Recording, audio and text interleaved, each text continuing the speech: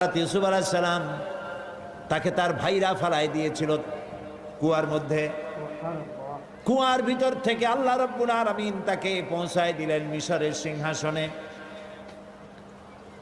কেনানে অভাব লেগেছে, কেনান থেকেই 11 ভাই সাহায্য নেওয়ার জন্য মিশরে গেছেন। আর এখন ইউসুফ আলাইহিস সালাম তিনি প্রেসিডেন্ট সেখানকার। হযরত ইউসুফ আলাইহিস সালাম 11 ভাইকে চিনতে পারলেন, ওরাও চিনতে পারলো। ওরা মনে করেছে আমাদের জীবন আজকে শেষ হয়ে যাবে।